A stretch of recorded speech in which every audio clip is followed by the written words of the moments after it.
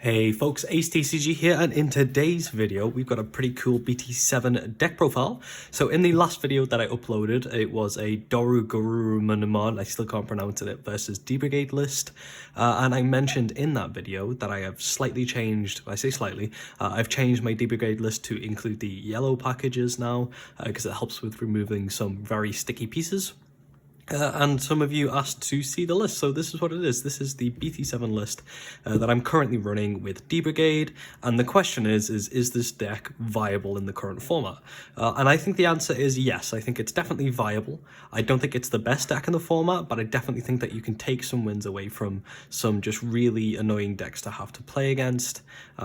So yeah, let's get into the actual list. Starting with our Digitama, we are running the 4 Pagumon.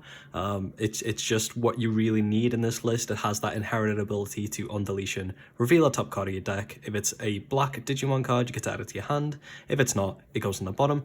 I miss this quite often because we are running multicolored cards in this, and it has to be a black Digimon for Pagumon. However, when you get it, it can really help you if you're missing a piece, so it's still worth just running the 4 of. And then I am running the 5th egg in the form of Missimon. So Missimon gives plus 1000 DP to the Digimon that it has if you have D-Brigade.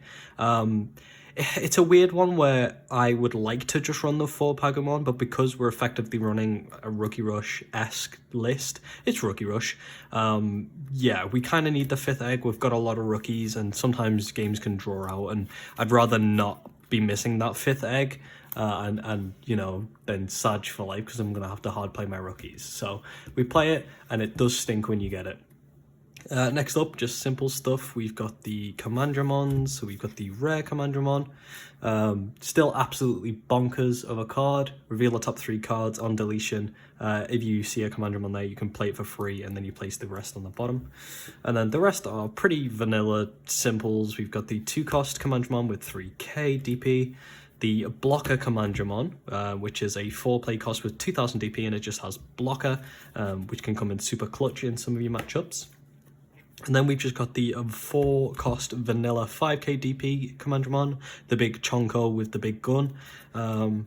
Yeah, so it's pretty good, pretty bread and butter stuff. You might start to see the Commandramon getting like spiced into lists now, especially with how the hybrids are working, and that you can just run tamers as your main stuff, and then you can run pretty much whatever you want here for a lot of different decks.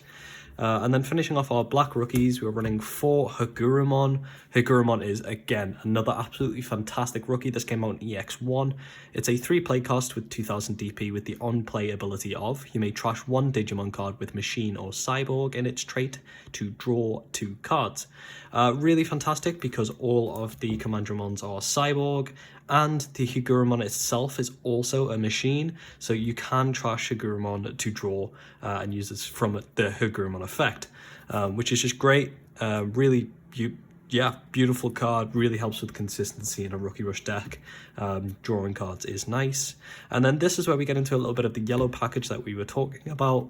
4 Starmon is what I'm running, because this card is just absolutely bonkers still, especially in this list, where if you are having a sticky game, you can just play loads of rookies out and then play a Starmon, and you're getting likes of like -5, 6, or 7 with its effect.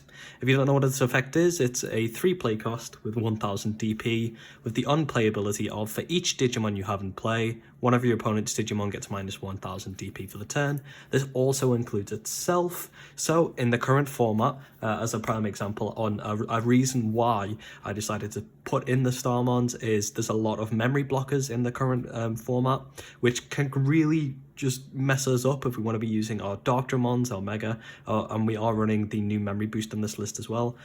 Most of those, I think actually all of them, have 2000 DP. So if you have one rookie out, you can hard play your Starmon, get rid of their memory blocker, you're golden, and you've played a rookie, which is matching up to realistically what you want to be doing in this list, as again, it is a Rookie Rush list. So it's doing what we want and adding a bit of removal into a deck that likes that. Next up, Black got its own form of Lobomon in the form of Grumblemon. It's just the same exact cost and DP with 5 play cost, 5000 DP, 2 Digivolve cost, and then the effect of you may Digivolve this card from your hand onto one of your black tamers as if the tamer is a level 3 black Digimon. The amount of games I've just like finished with the grumblemon is crazy. Your opponent just doesn't take it into account, especially what'll happen is they'll swing into security, hit the next card, a security Digimon in the form of like Cordrum or the Zord Defeat, which we are running, and then they're like, oh, okay, so at least they don't have lethal now, but then I'll swing with that, and then I've just got the grumblemon. And it's cool, it's nice. We like to have this finisher, especially, again, in a Rookie Rush list.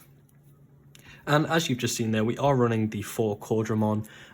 This card is still just really good. If we hit this in security, we get to draw 2 cards, which just helps consistency, and it plays itself from security as well. Adding again to what we want to be doing and having a big board presence, and just ooga boogering our opponent down. And if push comes to shove and if things are in a quite bad spot, you can just use that unplayability. So you can play it for the cost of 6 to draw 2 cards, which I have done quite a few times. And a lot of the time when you put to 3 from your opponent and then your opponent's already got like a memory tamer out, you're going to put them to 3 anyway. So playing 1 Digimon for 6 and drawing 2 is still viable and decent. We'd rather play 2 little things and not have to do that. However, if you're, like I said, in a tough spot where you've got like 4 Zord Defeat in your hand, drawing 2 cards is yes. Next up are Megas. 4 Dogdramon. Card is still really, really good, especially with the new memory boosts that come out. So if you don't know what it does, it's a 13 play cost, which is important. It is a 3 Digivolve cost, and it has a DP power of 11,000. It has Rush built in, which is great, and the unplayability of return up to 5 Digimon cards with D-Brigade in their types from your trash to the top of your deck in any order. Whew, had to breathe there. And for each card you return this way, you gain 2 memory. Now this is important, and the reason that the playcast is important is because you gain memory, you have to be on 3 memory or higher to be able to play this, because it is a 13 cost. You put your opponent to, if you're on 3, you put your opponent to 10, and then you would gain back 10 memory from its unplayability. You have to do that. So yeah, good card is good. We like this card. Yeah, just adds consistency. It's again another finisher like Grumblemon is, and it's a reason that we are trying to tech in the Starmons, because you cannot play the Darkdramon, or you really don't want to play the Darkdramon if your opponent has a memory blocker. And because of all the hybrid shenanigans that are going on right now in the form of like Bokomon, memory blockers are very prevalent in the current meta. And finishing off our megas is omnimonoz Zord Defeat. I'm sure this one doesn't really come to a shock. As a shock. We're running 4 of this. The card is absolutely bonkers. It's really stinky in our hand. If we draw it 9 times out of 10, we're like, ah. However, in the current format, with them testing mulligans and side decks, it's actually not too bad, because if my opening hand is 2 of these, I can just mulligan it away. The only downside is when you start drawing them, but if you hit one in your security, my gosh, are you golden. So yeah, we love it. If you don't know what it does, it's a 15 play cost with 13,000 DP. It has a digital cost of 3 on top of a black Digimon or a purple Digimon, which is cool. It has the security effect of you can play this Digimon without battling and without paying its memory cost. So what it is your opponent will swing into security, hit this. Their Digimon will not die because it does not battle. However, you get to play a level 7 for free from your security, which is great.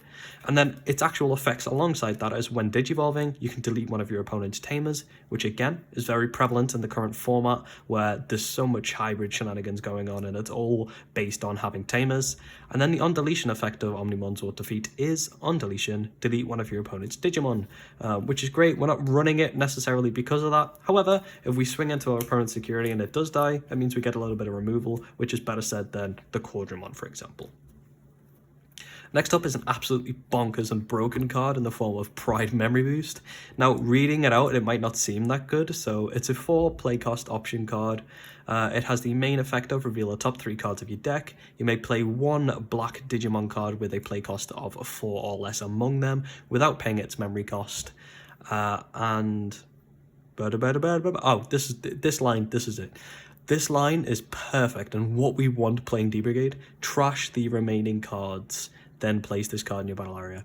The fact that it says trash the remaining cards is chef's kiss. You get to look at the top 3 cards of your deck. Search for any black Digimon card with a 4 cost or less, so that's all of your black rookies. Fantastic. And then you trash the rest. So say you took a look at the top 3 cards, you have a Hikuramon and 2 Commandromons. You can get the Hikuramon, all the effects go out there, but the huge thing is that the other 2 Commandromons will get trashed, so that you're now closer to being able to have that 5 Commandromons in your trash for your hard play of the Darkdramon, which is huge and what we want to be doing. And then it also has the main delay effect of gain 2 memory, which again really helps us, because if your opponent's trying to lock you to 1 memory and you want to be able to play your Darkdramon to do loads of shenanigans, play a Darkdramon and then maybe digivolve into an omnimonoz or defeat, then this can put you to 3. So yeah, fantastic card, absolutely fabulous. Love that at 4. And then next up, and the last of our options card, we are running Spiral Masquerade. Now this card is, again, another absolutely, just so many nutty cards in this list, but this is absolutely bonkers with what we want to be doing. Right now in the current format, there's not a lot of wide board removal from what I've seen. Red really is a stinky matchup for us, but bar that, yeah, there's not a lot that's going to like wipe us, but this is a 4-cost yellow options card with the main effect of, for each Digimon you have in play, you can activate the following effect below. One of your opponent's Digimon gets -3k for the turn. This is fantastic if your opponent's playing Mechanorimons, playing really annoying memory blockers, or just has a lot of the memory blockers out, because you can just Spiral Masquerade if you have 2 or 3 Digimon and give like 3k twice to a Mechanorimon and then 3k to a memory blocker, dealing with both really big issues without having to wait to game 2 to side in if you're using those rules in your locals. And it's needed playing some of these matchups, and if you watched that video where I was using the just pure black D-Brigade, my opponent played a Mechanorimon and I just lost. I have no outs, so running this yellow package is huge because it means we can out cards that just say we lose the game. Turning matchups from difficult turning matchups from impossible to slightly hard, which is better than just instantly losing when they play a Mechanorimon. Next up, we'll look at our tamers. We are running 2 Izzy Azumi and Joe Kiddo, and then 2 Izzy Azumi. These are the last cards in the list, and they are both very good. So the Izzy Azumi and Joe Kiddo has the start of your turn effect of, if your opponent has 2 or more Digimon in play, you gain 2 memory. And the opponent's effect of, when one of your black Digimon is deleted, you may suspend this tamer to trigger draw 1 card. It's really good because if you have this blocker Commandromon out, you can use it with this effect of the Izzy and Joe, and you're able to draw cards too, which means that cards are just replacing themselves. And then the Izzy effect is start your turn effect. If you have 2 or more memory, you can set your memory to 3, which is fantastic. And then the on-play effect of reveal the top 3 cards of your deck. If all of the revealed cards are black, you gain 1 memory, and then you place it on the top. And then you place the 3 cards on top of your deck in any order. They both play themselves from security, as tamers do. Fantastic. You can play the Izzy for effectively like 3 at times if you do get it.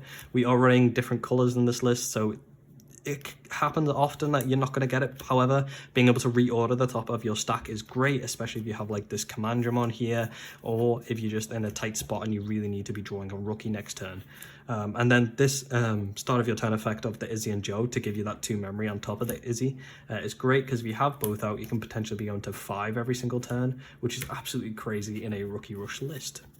But yeah, that is the deck. I definitely think that this deck packs a punch. You need to be careful, because if you are not prepared to play against this, you can just get absolutely whitewashed with it and just lose without even being able to play. If you swing in a risky situation, you hit like a Spiral Masquerade, you've lost. So it definitely packs a punch, and yeah.